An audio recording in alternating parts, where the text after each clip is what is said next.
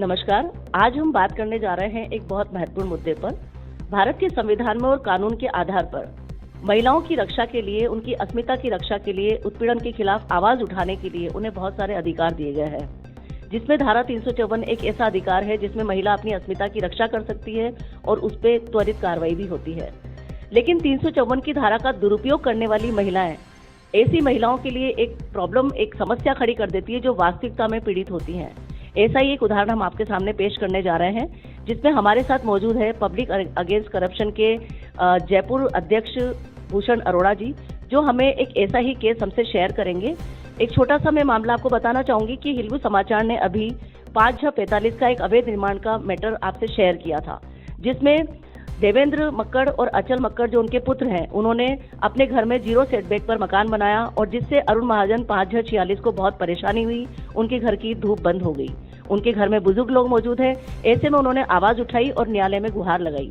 न्यायालय में गुहार लगाने के बाद अचल मक्कड़ के पास में कोई कारण नहीं बचा कि वो अपने अवैध निर्माण को कैसे बचाए, तो उन्होंने अपनी पत्नी का दुरुपयोग किया और उनकी पत्नी का नाम है सोनिया, जिसमें उन्होंने बार बार कोशिश की कि कैसे ना कैसे करके अरुण महाजन उनके घर पर आए और उसके लिए उन्होंने अपनी पत्नी से फोन भी करवाया, खुद ने भी फोन किए, लेकिन सौभाग्य से अरुण महाजन घर नहीं पहुंचे। लेकिन उसके बाद सोनिया ने एक एफआईआर दर्ज की जवाहर नगर थाने में और 354 की धारा लगाते हुए अरुण महाजन पर आरोप लगाए और आधार बनाया अपने घर में लगे हुए सीसीटीवी कैमरास को, जिसमें 1 मिनट की ऐसी रिकॉर्डिंग उन्होंने शो की जिसके अंदर अरुण महाजन उनके घर के बाहर खड़े हैं।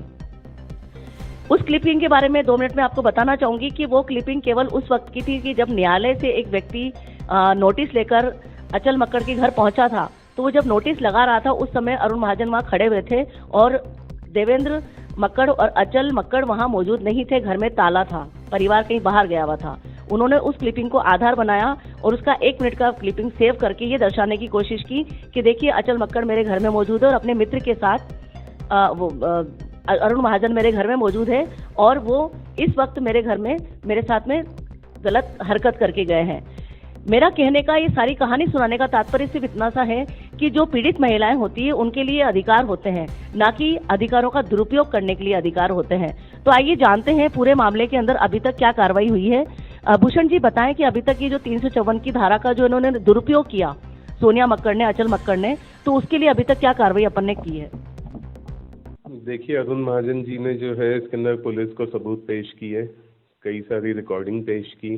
रिकॉर्डिंग जो कि सोनिया मक्कड़ की भी है उसमें और अचल मक्कड़ की भी है, अचल मक्कड़ की सास रेनू अरोड़ा की भी है। अब आप बताइए कि 24 जुलाई की ये लोग घटना बता रहे हैं कि ये जो 2020 की कि भाई ये अरुण महाजन और उनके दोस्त दिलीप घर पे आए और उन्होंने जो है ये जो भी एफआईआर के अंदर आरोप लगाए, इसके अंदर महिलाओं की धारा जो है 354 भी डाली, जो कि बहुत ही गंभीर धारा है। अब आप इसके अंदर देखें कि रिकॉर्डिंग जो आई है सामने, 26 तारीख को फ़ोन किया है अचल मक्कड़ ने अरुण महाजन को। वो उसके अंदर फोर्स कर रहे हैं अरुण महाजन को कि आप घर पे आओ, सोनिया बुला रही है चाय पीने के लिए। अरुण महाजन कह रहे हैं नहीं ऑफिस में आओ, लेकिन अचल मक्कड़ कह रहे हैं कि नहीं आप तो घर पे ही आओ। तो देखिए, भूषण जी ने जैसा कि अभी बताया कि अगर अरुण महाजन एक सचेत नागरिक नहीं होते तो वो एक बुरे केस में फंस सकते थे। तो अभी हम सुनेंगे रिकॉर्डिंग नंबर 1, जिसके अंदर अरुण महाजन को अचल मक्कड़ लगातार प्रेशर कर रहे हैं चाय पीने आने के लिए। और ये घटना है 26 तारीख की, जब उन्होंने उनको इनवाइट किया चाय के लिए। और जो सोनिया मक्कड़ ने जो आरोप लगाए हैं वो 24 जुलाई को लगाए हैं, यानी कि 2 दिन पूर्व ही उन्होंने वो आरोप लगाए, जबकि 26 तारीख को वो उनको इन्वाइट कर रहे हैं। तो आइए हम वो रिकॉर्डिंग सुनते हैं। आजन नमस्ते भैया। हाँ नमस्ते बेटा। भैया मैं आपसे मिलना चाह रहा था 10 मिनट सिर्फ। नहीं, मैं खुद ही तेरे से मिलूंगा, ऐसी बात नहीं। कैसी बात कर रहा है, ऐसे क्यों बोल रहा है? पक्का अपन प्लीज कहाँ पे मिलोगे बताओ मेरे को, अभी मिल सकते हो? मैं अभी क्या जगतपुर आया हूँ है ना, तो मैं आधे 1 घंटे में आता हूँ। टेंशन मत कर, मैं बैठता हूँ तेरे पास, नहीं तो कल तो प्रॉब्लम हो जाएगी। मैं खुद चाह रहा था। सुनो मेरी बात। हाँ, एक रिक्वेस्ट मेरी मानोगे आप? क्या रिक्वेस्ट? कि आप मेरे पास घर पे आओगे, हाँ, मैं और सोनिया बात करेंगे, चाय पियेंगे अपन, बस इतनी सी रिक्वेस्ट मान लेना प्लीज। अब आगे कुछ मत बोलना प्लीज। अच्छा अब मेरी बात सुन लो फिर लास्ट। सुन तो ले, मैं अकेला ही मिलूंगा तेरे से। ऑफिस आ जा, ऑफिस बैठता, ऑफिस में भैया चाय ऑफिस नहीं, देखो ऑफिस नहीं, सुनो सुनो, हाँ। ऑफिस नहीं भैया, देखो सोनिया को मैं, हम क्या है, इतने टाइम से बाहर ही नहीं निकले, ना बच्चे बाहर निकले, ना सोनिया बाहर निकली है, हाँ। तो प्लीज आप घर आ जाओ, इतनी सी रिक्वेस्ट मेरी मान लो, ठीक है, अपन पास में ही तो है। हाँ हाँ ठीक है ठीक है। अरे ऐसे कोई इशू नहीं है मेरा यार, तेरे से क्या इशू, तू तो ठीक है, जो चलो था मैंने ठीक तेरे को बोल दिया, बात ही खत्म हो तो गई। आप घर आओ, फिर बात करते हैं। मैं आता हूँ, ठीक है? फिर आता हूँ मेरे को घंटे फोन में। करना आप, ठीक है? ठीक है ठीक। आधे घंटे में। हाँ, घंटे से 1 घंटे में आता हूँ मैं, है ना, कोई दिक्कत नहीं है, जब बोल दिया तेरे को मिलूंगा तो मिल। ठीक। ठीक है। अभी आपने बातचीत सुनी जो अवैध निर्माणकर्ता अचल मक्कड़ हैं और जो पीड़ित हैं अरुण महाजन, उनकी बातचीत, जिसमें वो बार बार उनको चाय पीने के लिए इनवाइट कर रहे हैं। और अभी हम अचल मक्कड़ की पत्नी जो कि 5/45 में रहती हैं, सोनिया, उनसे उनकी बातचीत अरुण महाजन के उसमें सुनाएंगे, जिसमें अरुण महाजन को वो उनके पारिवारिक हालचाल में बातचीत कर रही हैं और वो पूछ रही हैं कि डॉक्टर के बच्चे को कैसे लेके गए थे। यानी आप ये समझ सकते हैं कि 24 जुलाई को किसी महिला के साथ कोई व्यक्ति दुर्व्यवहार कर दे, कोई भी उसकी अस्मिता पे हमला बोल दे, उसके बाद में वो महिला क्या उससे 8-10 दिन बाद पारिवारिक हालचाल पूछती है। आइए सुनते हैं। हेलो। हाँ जी, नमस्ते भैया जी। हाँ नमस्ते भाभी, कैसे हो? कैसे हैं जी? ठीक है। बस बढ़िया भाभी, आप बताओ। बस क्या हुआ, ये ऐसे मथुरिया के थे, बीमार है उनमें? हाँ ऐसी थोड़ा सा बीमार चल रही थी एक्चुअली, उसकी इन्फेक्शन हो गया था भाभी। ओह अच्छा, मुझे बता रहे थे भी थोड़ी दिन हाँ, पहले और कि अभी भैया मम्मी को भी उधर। लेके जाना है अच्छा मेरे को, बस मैं घर आ रहा हूँ, बस सीधा मम्मी को लेके जाऊंगा, मम्मी की भी तबीयत ज्यादा खराब हो रही है। अच्छा, आंटी की क्यों, ज्यादा हो गया? वही अच्छा। वो, हाँ थोड़ा सा पेन हो ओहो। रहा है। ओह भैया, बच्चों का भी ध्यान रखो, मौसम ऐसा है, देखो बारिश वारिश पता ही नहीं पड़ता। नहीं नहीं, बिल्कुल बिल्कुल भाभी, बिल्कुल। आप कैसे हैं? ठीक हाँ है? जी, बस सब ठीक है। मेरे लिए काम हो तो भैया बताना, हाँ नहीं नहीं ध्यान भाभी, रखना बच्चों का, अपने घर आंटी की का, बात है सबका। वो, है ना, हाँ जी, बिल्कुल हाँ जी कहने की भैया। बात ही नहीं है भाभी, आप है ना। हाँ जी, हाँ जी, भगवान करे सब ठीक हो जाए भैया। नहीं हाँ नहीं, जी, बिल्कुल बिल्कुल भाभी, बिल्कुल बिल्कुल। ठीक है भैया। हाँ जी, थैंक यू। थैंक यू भाभी। हाँ जी भैया, थैंक यू। अचल की पत्नी सोनिया मक्कड़ ने 354 की झूठी धारा लगाते हुए जवाहरनगर थाने में एफआईआर दर्ज की। आइए भूषण जी से जानते हैं कि आगे आगे उसके बाद में क्या घटनाक्रम हुआ। देखिए, जो एफआईआर दर्ज करवाई गई थी, ये सिर्फ अपना अवैध निर्माण करने के लिए अचल मक्कड़, सोनिया मक्कड़, देवेंद्र मक्कड़ और इसके अंदर रेनू अरोड़ा भी शामिल है, जो कि अचल मक्कड़ की सास है और सोनिया मक्कड़ की माँ है। इसके अंदर जो है एक रिकॉर्डिंग और भी आई थी। इसके अंदर 2 जनों के खिलाफ एफआईआर हुई थी, एक तो अरुण महाजन और एक दिलीप। दिलीप के बारे में बताएं थोड़ा। देखिए, दिलीप उनके दोस्त हैं। जब कोर्ट का बंदा नोटिस तामील करने के लिए आया हुआ था, तो दिलीप भी वहीं पे ही था, तो साइन उसके हुए थे उसके अंदर, कोर्ट के कागज के अंदर। तो इन्होंने उसका फ़ायदा उठा के कि भाई कौन आया था कोर्ट का, इनके साथ किसने साइन किए थे, तो उसको भी आरोप लगा दिया, यही झूठा आरोप। मतलब 354 की धारा के अंदर दिलीप भी इन्वॉल्व थे, उनके उनके ऊपर भी आरोप लगाया था इसने, सोनिया ने। उनके ऊपर भी झूठा आरोप लगाया था। फिर इसलिए जो है गोदी नाम के व्यक्ति हैं जो दिलीप के मामा हैं। रेनू अरोड़ा ने जो है गोदी से बात की फ़ोन पे, गोदी जी ने उनकी रिकॉर्डिंग कर ली रेनू की।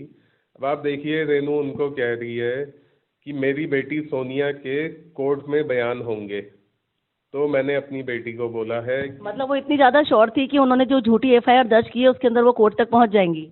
मैडम, एफआईआर दर्ज हो गई, महिला की धारा है ये, तो महिला की धारा के अंदर जो है, इसके अंदर कोर्ट के बंद कमरे में मजिस्ट्रेट के सामने बयान होते हैं। तो वो रेनू अरोड़ा ने फ़ोन किया उसको कि भाई अब देखो बयान होंगे जज के सामने। तो मैंने अपनी बेटी को समझाया है कि देख, हमारे को इसको नहीं फंसाना, अंदर नहीं होने देना। तो उसकी बेटी ने रेनू को बोला कि ठीक है मम्मी, मैं उसको नहीं फंसाऊंगी, लेकिन ये आगे जो 2 पिलर बने हुए हैं ना, इस पे छत डल जाए।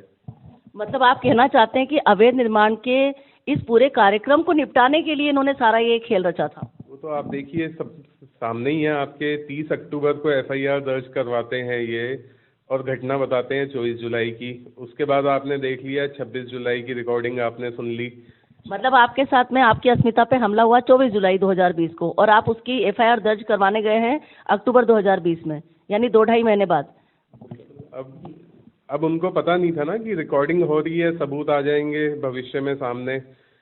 अब आप देखें कि जज के सामने बयान होंगे, तो मतलब ये हुआ कि जज के सामने बयान चेंज कर देंगे अगर अवैध छत डालने देंगे 2 पिलर जो हैं। अचल मक्कड़ ने भी झूठे एफिडेविट पेश किए, कोर्ट के अंदर जो मकान से रिलेटेड जो केस चल रहा है, और यहाँ पे जो है सोनिया से जो है झूठा केस करवा दिया। यही एफआईआर का दबाव डाल के ही जो है मकान बन गया उनका। अब आप इसमें ये भी देखें कि आज तक कोई इनके खिलाफ कार्रवाई नहीं हुई, जबकि इनके खिलाफ झूठा केस दर्ज करवाने की कार्रवाई भी होनी चाहिए थी। इतनी रिकॉर्डिंग आ गई, भाई जज के सामने आप बयान चेंज कर दोगे एक अवैध छत डालने के ऊपर। तो अभी हम एक बार रेणु अरोड़ा जो कि सोनिया मक्कड़ की मां हैं और अचल मक्कड़ की सास हैं, हम उनकी एक बार कन्वर्सेशन सुनते हैं, फिर हम बात करेंगे आगे। देखो, लेडी के जो बयान होंगे सोनिया के, हाँ, वो इस समय सबसे महत्वपूर्ण बयान देंगे जज के सामने। हाँ, वो मतलब वो समझ लो कि हम बच्चे को कुछ भी कहें लेकिन उसके साथ जो बीती है वो तो बोलेगी ना। हाँ। तो मैंने उसको ये कहा, तो उसने कहा मम्मी मैं देख लूंगी। फिर मैंने अभी बेटी को बोला, मैं कितनी की तरह हाथ जोड़ती हूँ बेटा, वो मेरे भैया का भांजा है। बोली मम्मी तो फिर क्या, मैंने कहा उसको हमें नहीं फंसाना किसी भी हालत में, अंदर नहीं होने देना, कितनी तो कुछ भी कर। तो कहती ठीक है मम्मी, एक काम कर दो, मैं बिल्कुल पूरा तीसरा पिलर नहीं लेती, ये जो 2 पिलर बने हुए ना इस पर छत डलवा दो। हाँ जी डीसी साहब। हाँ जी सर, वो मैंने आपको व्हाट्सएप किया था, आपने शायद मुझे ब्लॉक कर दिया। काम अभी भी चल रहा है वहाँ पे। नहीं, काम बंद हो गया, काम बंद। सर अंदर चल रहा है, मैं खुद देख के आया हूँ, काम चल रहा है। आप नोटिस भिजवाओ उनको। मैंने आपको आपके व्हाट्सएप पे फोटोएं भेजी हैं अभी की। शिकायत इतनी ज्यादा कर रहे हो? नहीं, आप तो सर आप सही काम करो ना, आप गलत काम मत करो। आप नोटिस भेज दो ना यार, फिर भी आप नोटिस भेज दो उसको और काम बंद करा दो, सील कर दो उसका। मेरे को इससे ज्यादा और कुछ नहीं चाहिए आपसे। गार्ड भी बिठा सकते हो तो गार्ड बिठा दो, अभी भी नहीं माने तो ठीक है। तो अभी आपने बातचीत सुनी सोनिया मक्कड़ और अचल मक्कड़ के परिवार की जो एक महिला है रेणु अरोड़ा, उनकी, जो कि सोनिया मक्कड़ की मां है, कि किस तरह से उन्होंने अपनी बेटी को प्रेशराइज किया और लगातार उन्होंने कोशिश की कि किसी भी तरीके से ये अवैध निर्माण वैध घोषित हो जाए और अरुण महाजन दब जाए। तो मैं जानना चाहूंगी भूषण जी आपसे कि जब ये सारी घटनाक्रम हो गया, उसके बाद में उस अवैध निर्माण से संबंधित आपने नगर निगम आदर्श नगर जोन में कोई कोशिश की अपनी बातचीत करने की, और इस एफआईआर का अंत क्या हुआ?